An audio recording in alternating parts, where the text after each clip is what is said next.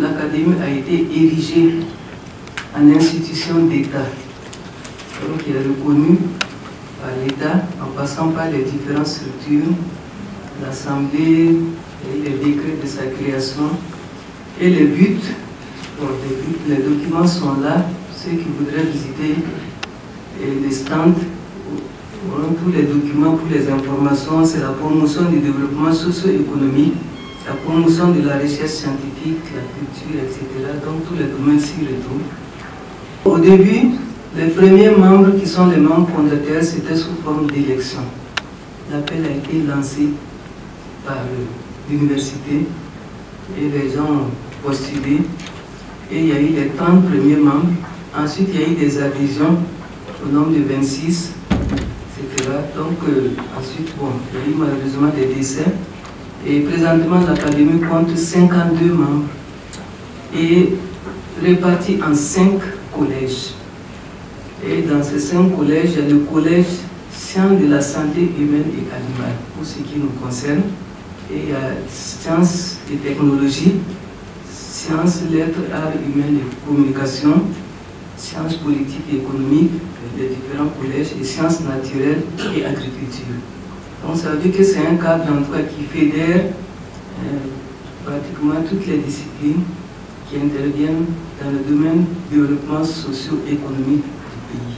Et j'ai oublié de le dire également que le rôle de l'Académie, c'est aussi de faire des plaidoyers auprès des autorités pour pouvoir introduire certains aspects. C'est d'élaborer aussi des documents. L'Académie peut être interpellée pour élaborer certains documents techniques en fonction du domaine.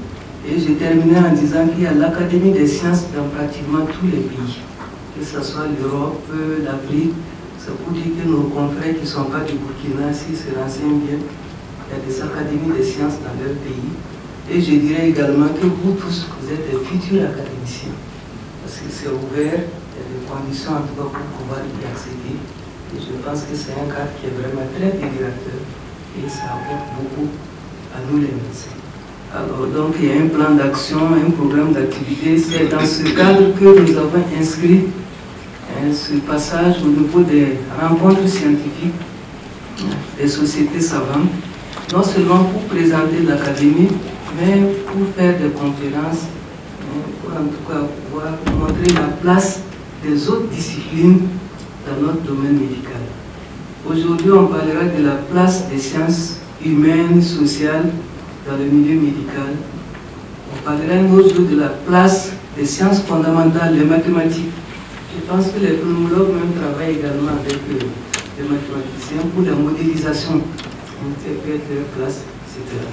Quand on parle de la réparation pour l'asthme professionnel, la réparation prise en charge psychosociale, vous voyez que l'aspect social revient.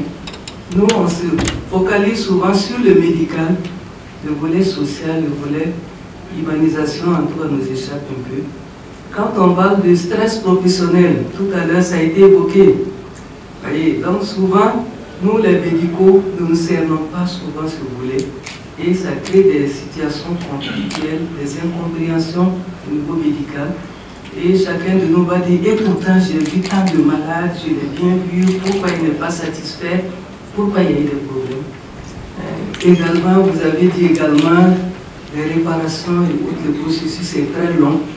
Nous sommes assis dans nos bureaux, dans notre bureau médical, on ne suit pas tout ce processus-là. Donc, on verra que les anthropologues, les sociologues, eux, c'est leur travail. En tout cas, suivre ces étapes, et s'ils font partie des staffs médicaux, ils pourront faire ressortir les insuffisances qu'on retrouve de part et d'autre. Et je pense que ça peut aider le milieu médical d'une manière ou d'une autre. Donc, je m'arrêterai là pour donner la parole à Dr Somé, qui va livrer sa communication en 15-20 minutes. Et s'il y a des échanges, on fera tout pour rester dans le temps imparti.